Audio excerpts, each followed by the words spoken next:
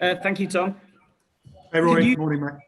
Thank you. Yeah, good to see you. Could you just start by clarifying for us what is the conclusion of this series in terms of, is the series over? What is the scoreline, or is it open-ended still? Well, I think we need to take a bit of time on that one. Obviously, just take a breath and obviously do some work with ICC to formally ask them to adjudicate on the result of this. Obviously, I think you'll be aware that BCCI have offered to reschedule the match, which is good news. But whether that is part of this series or part of a fresh one-match series or first match of another series, I don't know yet. These are the things that need to take some time, Rory. So I know that fans will be anxious to know that, and players are too. But we do need to take some time in these situations. There's sensitivities on every side, of course, but we need to get that answer right. Yeah, sure. So it's open-ended. Do you have a preference on what the ECB's preferred outcome is here? Of course. What is it? But you have to ask. I think at this point we are looking forward to making sure that we can reschedule this match at some point in the near future, and then we'll get separately have ICC adjudicate over whether this series is completed now and needs to be effectively whether that fifth match is null and void, or whether it's actually regarded as something else, a forfeiture or something else. I don't know where that conversation goes, but it's not one for today.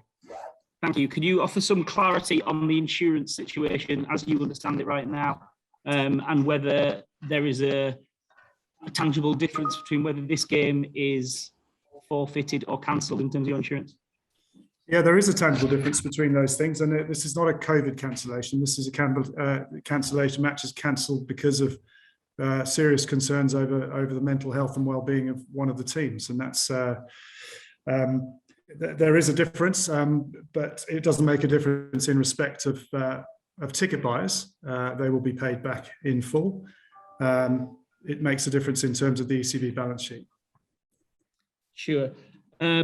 So just to clarify, are you clear in your own mind then that if there is a cancellation because of mental health concerns and those health concerns are because of COVID, that isn't a COVID cancellation? That's my view, Rory. Understood.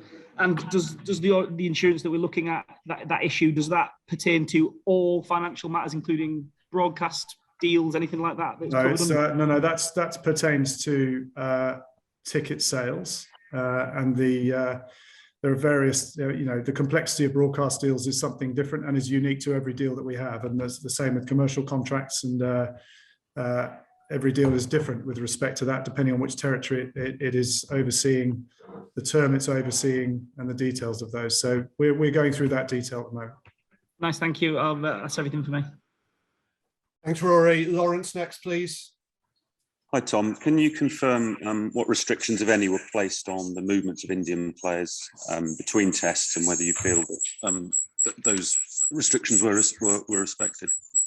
I'm not going to go into that, Lawrence. I think what we were trying to do, and I don't know the specifics, to be honest, and but what I think is we spoke early on in the tour about moving players from biosecure bubbles into managed living standards, which is a very different set of protocols, which is much more about how you interpret them as an individual, as opposed to being absolutely rigidly enforced, which is what biosecurity bubbles that you'll be familiar with was doing. So there's quite a lot of,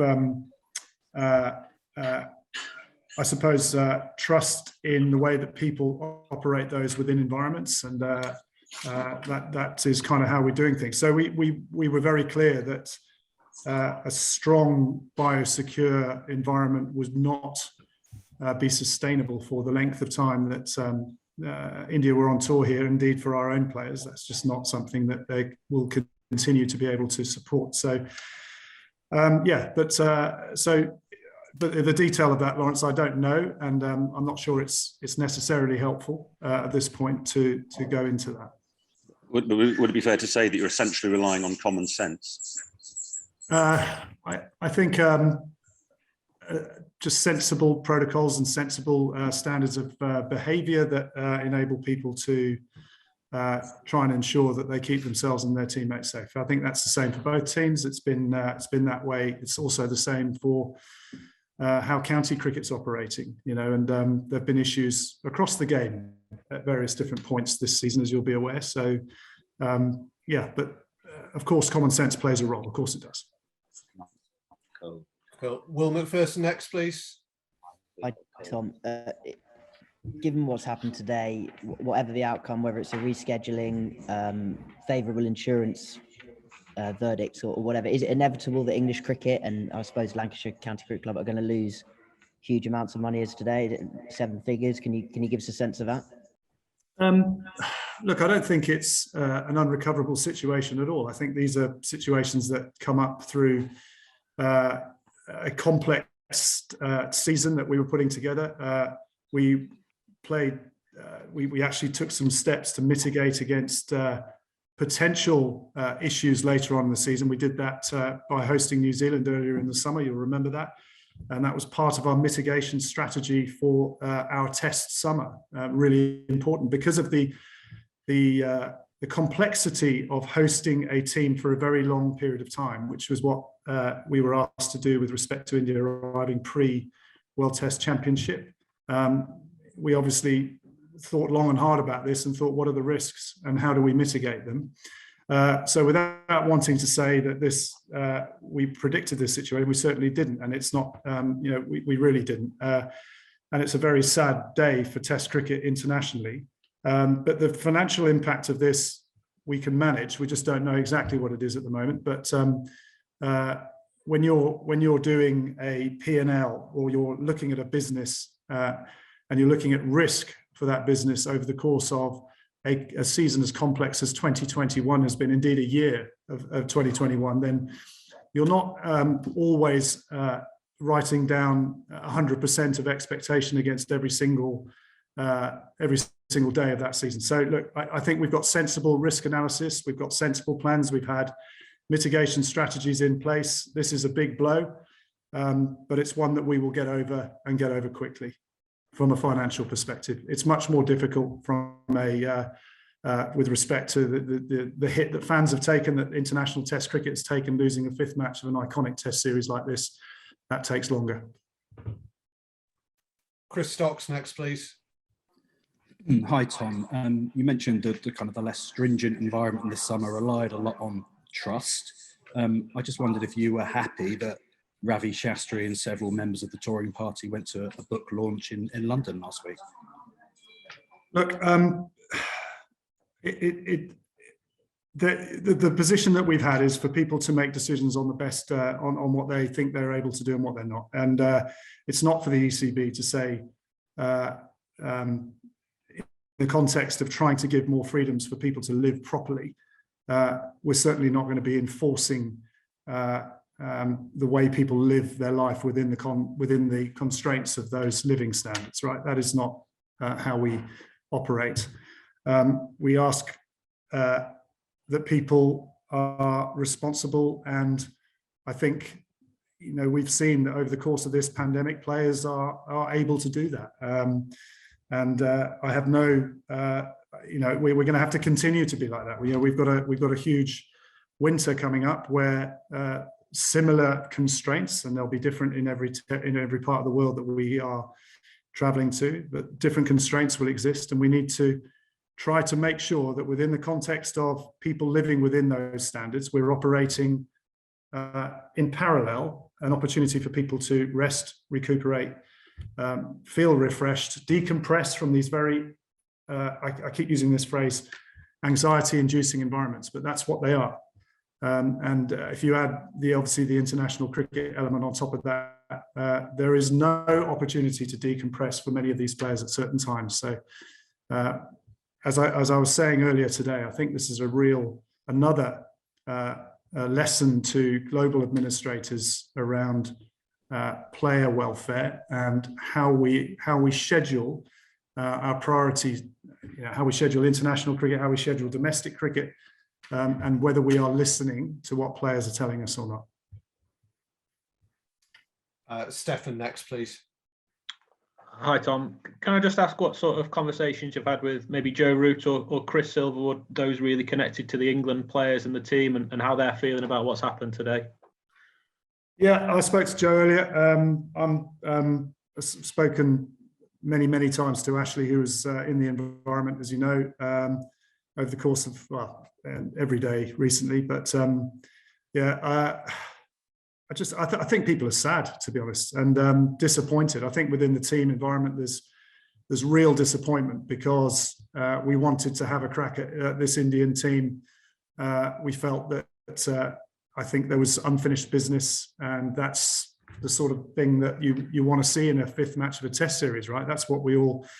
That's the drug we're all addicted to. That sense of occasion with these series. So. Yeah, I think there's sadness, there's a bit of frustration, and that'll take a little while to get through. Players put an awful lot of work into preparing themselves mentally and physically to be ready, and we were ready. And it's going to take a little bit of time for them to come down from that, emotional letdown, frankly, that today has been. So, but on the plus side, we get an opportunity for a little bit more rest. It's not the rest we wanted, but if there is a silver lining, then maybe that is it. But there are very few. Lovely. Thanks, Tom.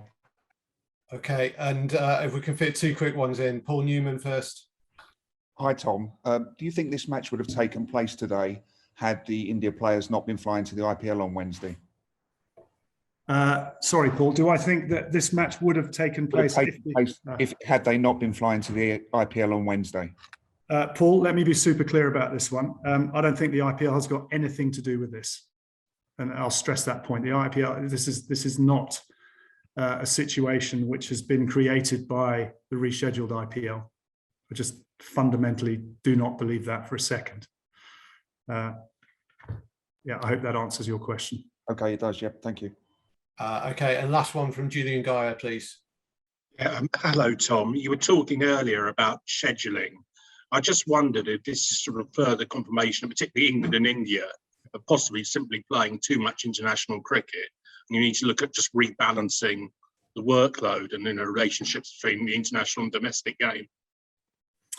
Well, I think it's the international game, it's the domestic international game, and it's then the domestic game as well. I think what we are doing, Julian, is taking a great deal more care in preparing individual player programs across those commitments.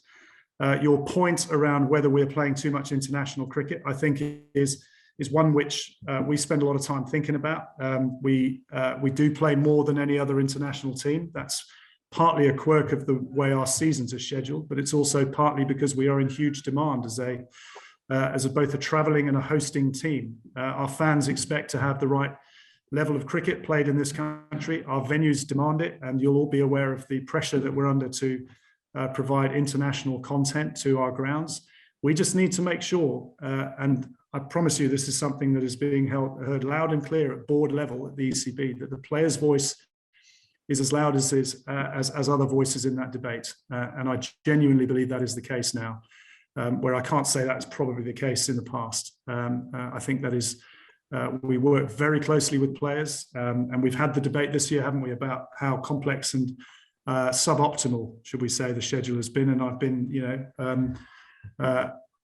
we're obviously in discussions now about next year, and we can't solve these problems overnight. But the reality is we're playing too much domestic cricket and we're playing too much international cricket, and we need to address both of those things.